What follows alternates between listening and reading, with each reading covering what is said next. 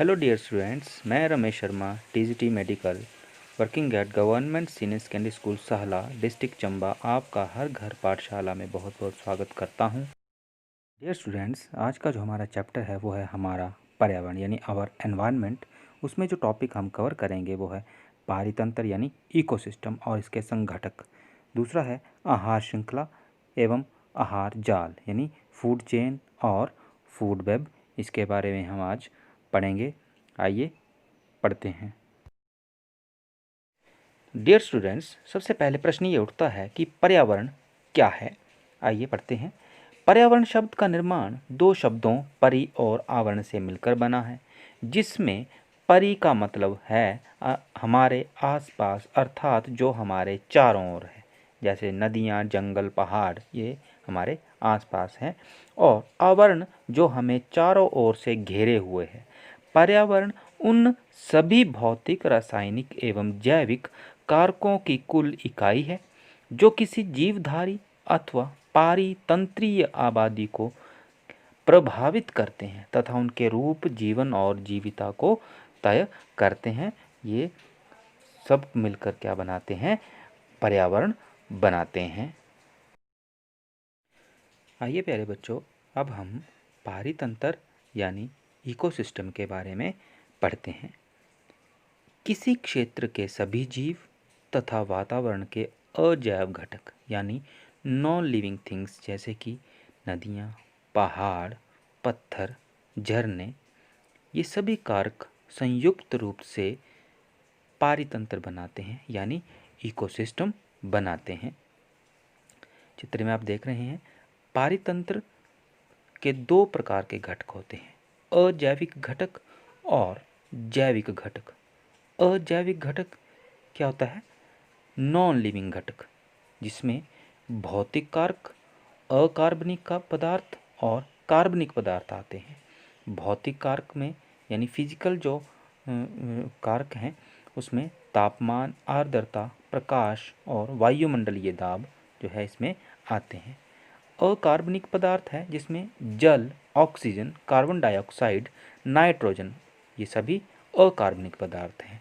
तीसरा है कार्बनिक पदार्थ, जिसे हम प्रोटीन, कार्बोहाइड्रेट और लिपिड कहते हैं। दूसरे नंबर पे है जैविक पदार्थ। ये तीन प्रकार से बनते हैं। पहला है उत्पादक यानी हरे पौधे, जिसे हम प्रोड्यूसर बोलते हैं। दूसरा है उपभोक्ता यानी कंज्यूमर, जिसमें हम सभी आते हैं, जंतु। और तीसरा अपघटक यानी जो डिकम्पोजर्स होते हैं, सूक्ष्म जीव, माइक्रो ऑर्गेनिजम्स होते हैं, ये सभी किस में आते हैं? अपघटक आते हैं। ये सभी, इनको हम अपमार्जक भी कहते हैं। ये सूक्ष्म जीव बहुत ही महत्वपूर्ण होते हैं। अब जैसे वातावरण में, हमारे पर्यावरण में कोई जीव मर जाता है तो उसे हम साफ नहीं करते हैं। जंगल में कोई जीव मर जाए तो उसे हम साफ नहीं करते हैं। उनको कौन अपघटित करता है? मृत जीव जो होते हैं उनके अवशेषों को ये सूक्ष्म जीव जो जिसे हम अपमार्जक भी कहते हैं, सफाई का काम करते हैं। ये हमारे सफाई कर्मचारी भी इनको हम बोल सकते हैं, क्योंकि ये जटिल कार्बनिक पदार्थों को सरल अकार्बनिक पदार्थों में बदल देते हैं, जो मिट्टी यानी भूमि में चले जाते हैं तथा पौधों द्वारा पुनः उपयोग में लाए जाते हैं।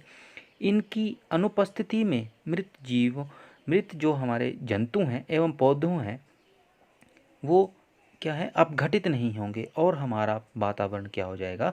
दूषित हो जाएगा। डियर स्टूडेंट्स, अब हम पढ़ेंगे आहार श्रृंखला तथा खाद्य जाल। विभिन्न जैविक स्तरों पर भाग लेने वाले जीवों की यह श्रृंखला आहार श्रृंखला का निर्माण करती है, जिसे हम फूड चेन भी कहते हैं। उदाहरण के तौर पर सबसे पहले वन में एक खाद्य श्रृंखला, इसका उदाहरण आप देख रहे हैं चित्र में, चीता, हिरन और घास, ये वन में एक खाद्य श्रृंखला का निर्माण कर रहे हैं। नंबर 2 है यानी घास के मैदानों में, सबसे ऊपर है चील और नीचे है सांप, फिर मेंढक, तिलचट्टा और हल्की छोटी घास, ये घास के मैदानों में खाद्य श्रृंखला का निर्माण करती हैं। नंबर 3 तालाब में बगुला, मछली, बिच्छू और जो समुद्री घास, ये तालाब में एक खाद्य श्रृंखला का निर्माण करते हैं। आइए पोषी स्तर पर चर्चा करते हैं। आप चित्र में देख रहे हैं पिरामिड है, तो इसमें आहार श्रृंखला का प्रत्येक चरण एक पोषी स्तर बनाते हैं। स्वपोषी या उत्पादक प्रथम पोषी स्तर बनाते हैं। शाकाहारी अथवा प्राथमिक उपभोक्ता द्वितीय पोषी स्तर, छोटे मांसाहारी या द्वितीय उपभोक्ता तीसरे पोषी स्तर तथा बड़े मांसाहारी अथवा तृतीय उपभोक्ता चौथे पोषी स्तर का निर्माण करते हैं। चित्र में आप देख रहे हैं ये एक पोषी स्तर का पिरामिड है।